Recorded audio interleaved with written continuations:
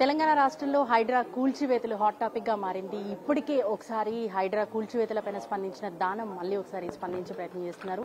Sir చెప్పండి, హైడ్రా కూల్చివేతలు చాలా హాట్ టాపిక్ గా ఉంది. తెలంగాణ వ్యాప్తంగా కూడా ఒక సెన్సేషన్ అయితే క్రియేట్ చేయగలిగింది. సో ఏం చెప్పదలుచుకున్నారు హైడ్రా కూల్చివేతలు? తెలంగాణ ప్రభుత్వం సెన్సేషన్ క్రియేట్ చేయలేదు.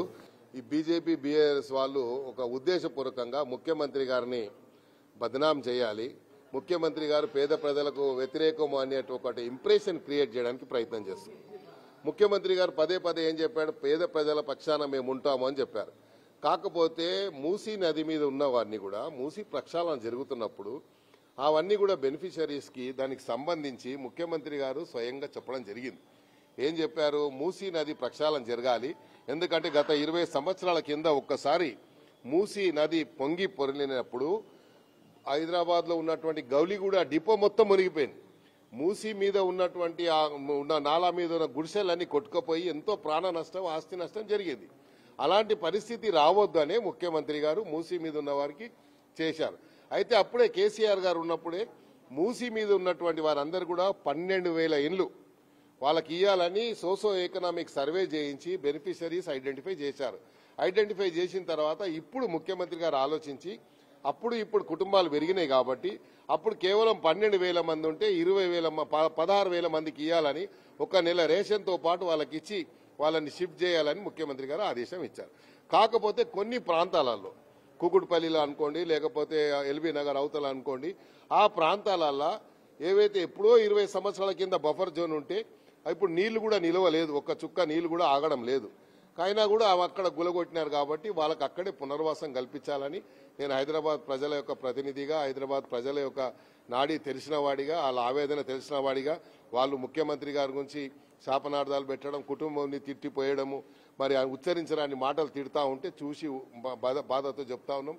మొన్న రాత్రి 12ంటికి నా దగ్గరికి ఒక 500-600 మంది వచ్చి ఏడ్చారు. ఇంటికి వచ్చి, అన్న మీరు హైదరాబాద్ ప్రతినిధిగా ఉన్నారు, 20 సంవత్సరాల నుండి మీరు ఎందుకు మాకు సాయం చేస్తలేరు అని అడిగారు. కాబట్టి నిన్న నేను ఇమీడియట్ గా మా పిసిసి అధ్యక్షులు గారు చెప్పాను, అదేవిధంగా ముఖ్యమంత్రి గారు అడ్వైజర్ వేం నరేందర్ రెడ్డి గారు చెప్పాను, ముఖ్యమంత్రి గారు దృష్టికి తీసుకెళ్ళండి, ఇది ఎక్కడో వెళ్ళిపోతుంది, ప్రజల్ని భయప్రాంతులు చేస్తా ఉన్నారు బీఆర్ఎస్ పార్టీ, అక్కడ బీజేపీ పార్టీ కావాలని పానిక్ చేసి మీ ఇండ్లు ఇప్పుడు గులగొడతారు, ఇప్పుడు వచ్చేస్తున్నాయి, కొట్టేస్తారు అని చెప్పి భయప్రాంతులు చేస్తున్నారు. కాబట్టి ప్రతిపక్షాలు పానిక్ చేస్తూనే అంటున్నారు, కానీ క్షేత్రస్థాయిలో జనాలు మమ్మల్ని గూడు లేకుండా బయటపడేస్తున్నారని ఆరోపిస్తున్నారు. అదే చెప్పారు, క్షేత్రస్థాయిలో అలాంటి పానిక్ చేశారు. కాబట్టి ఏవైతే ఎప్పుడో 20 సంవత్సరాల కింద బఫర్ జోన్ కింద డిక్లేర్ చేసినాయి కానీ, లేకుంటే ఎఫ్టీఎల్ కింద డిక్లేర్ చేసినాయి కానీ ఉంటే వాళ్ళ నీళ్లు ఇప్పటిదాకా ఒక్క చుక్క నీళ్లు నిలవలేదు. కాబట్టి వాళ్ళకి అక్కడే పునర్వాసం కల్పించాలని వారి ప్రతినిధిగా, హైదరాబాద్ ప్రజల యొక్క ప్రజాప్రతినిధిగా నేను ముఖ్యమంత్రి గారి దృష్టికి తీసుకెళ్తాను. తప్పకుండా అది అక్కడ కన్సిడర్ అవుతుందని నాకు ఆశ ఉంది.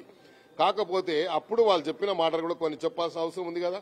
హైదరాబాద్ లో అక్రమ కట్టడం ఇదేనండి, కడితే దాక్షిణ్యంగా కూల్చివేస్తారు. ఇక్కడ నుంచి అక్రమ కట్టడాలు ఎట్టి పరిస్థితుల్లో హైదరాబాద్ కట్టడం కడితే, హైదరాబాద్ లో అక్రమ కట్టడం కడితే నిర్దాక్షిణ్యంగా కూల్చివేస్తారు. ఇక్కడ నుంచి అక్రమ ఇప్పుడు వాళ్ళు చెప్పారు, అప్పుడు ఏం చెప్పారు, హైదరాబాద్ లో ఇవన్నీ అక్రమ కట్టడాలు ఏవైతే ఉన్నాయో చెరువుల కుంటల పంటి ఉన్నాయి, నిర్దాక్షిణ్యంగా గూలగొట్టాలి అని చెప్తున్నారు. ఇప్పుడు ఏమంటున్నారు హరీష్ రావు గారు, మేము వీళ్ళ పక్షాన్ని నిలబడతాము, ఓ జనతా గ్యారేజ్ ఇప్పినాము, లేకుంటే మెకానిక్ షాప్ ఇప్పినామని చెప్తున్నాడు హరీష్ రావు వచ్చి.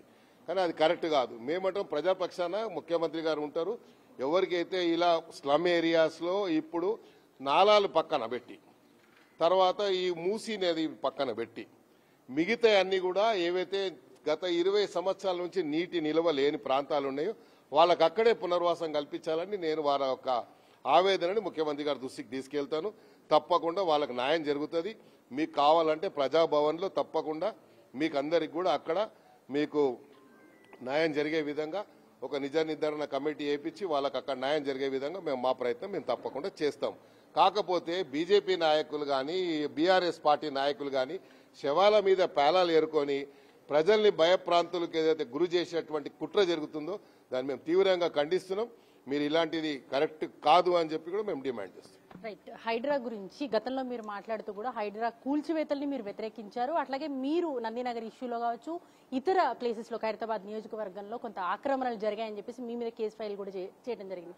సో ఇవన్నీ ఎట్లా చూడొచ్చు అంటే ఒకవైపు హైడ్రా మంచి చేస్తుంది అంటున్నారు, మరోవైపు ఆక్రమణలకి. హైడ్రా మొదటి రోజే పెట్టినప్పుడే హైడ్రా అనేది చెరువుల ప్రాంతాలు కానీ చెరువులు కానీ లేకపోతే ఏమైనా కుంటలు కానీ ఉంటే అవి చేస్తే చెప్పాలి. నేను అదే చెప్పాను. అయితే అసలు నందగిరి హిల్స్ లో వచ్చి స్లమ్ ఏరియాలో కూలగొడుతుంటే నేను అదే మాట చెప్పాను రంగనాథ్ గారికి. అయ్యా నువ్వు స్లమ్ ఏరియాలో వదిలేయి, నువ్వు వేరే దగ్గర కట్టు అని చెప్పాను. ఫర్ ఎగ్జాంపుల్ నేను చెప్పాను, ఏది జలవిహార్ మొత్తం నీటిలోనే ఉంది, చెరువులోనే ఉంది. నువ్వు ఎందుకు కొట్టలేదు జలవిహారు? ఇక్కడ పార్క్ హోటల్, రాజ్భవన్ పక్కన పార్క్ హోటల్ సిక్కం ల్యాండ్ లో ఉంది.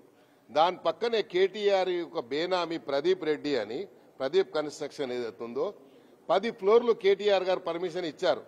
ఎట్లా ఇచ్చాడు కేటీఆర్ గారు? దాని గురించి ఏం చెప్తాడు కేటీఆర్?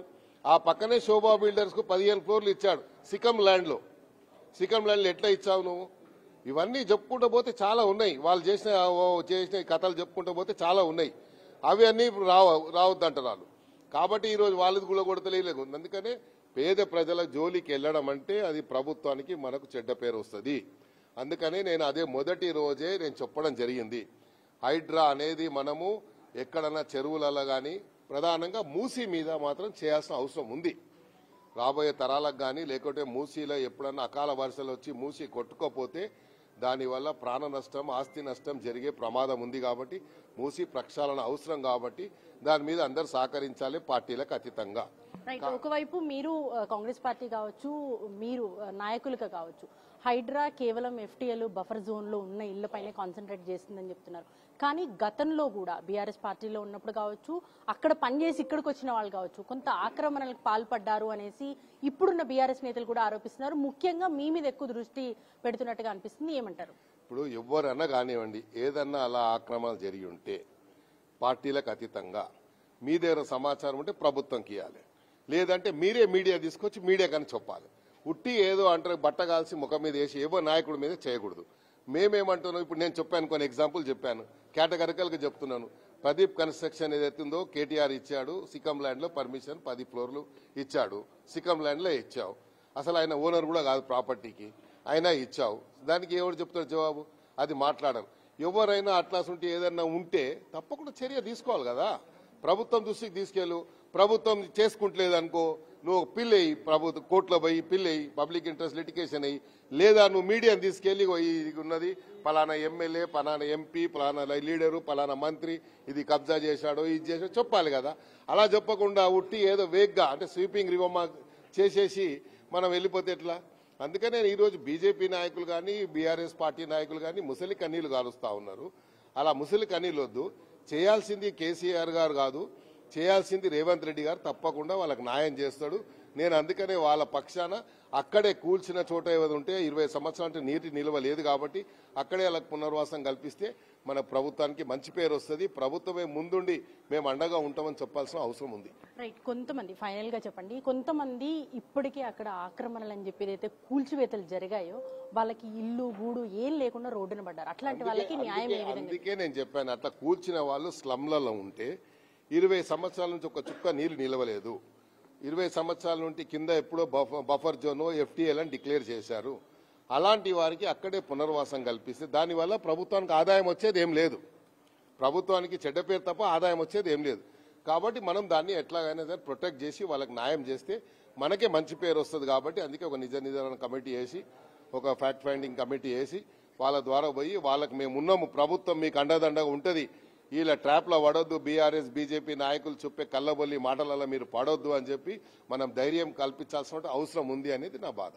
రైట్. సో ఇది మొత్తంగా నిజ నిర్ధారణ కమిటీ ఏర్పాటు చేయాలి. ఏదైతే ఆక్రమణలు జరగలేదు, ఇక్కడ ఏళ్లుగా ఉంటున్నాము, ఎఫ్టీఎల్ బఫర్ జోన్ కింద లేము అని చెప్తున్న వాళ్ళు ఎవరైతే ఉన్నారో వాళ్ళకి మాత్రం అక్కడే ఇళ్లను కట్టించే ప్రయత్నం ప్రభుత్వం తరపున చేయాలి అని చెప్పేసి తాను రిక్వెస్ట్ చేస్తానంటున్నారు. మరీ ముఖ్యంగా బాధితులు ఎవరైతే ఉన్నారో వాళ్ళ పక్షాన తాను నిలబడి ఫైట్ చేస్తానని కూడా తాను నాగరిని చెప్తున్నారు. కెమెరా పర్సన్ రాజా రమేష్, అధికారి టీవీ, హైదరాబాద్.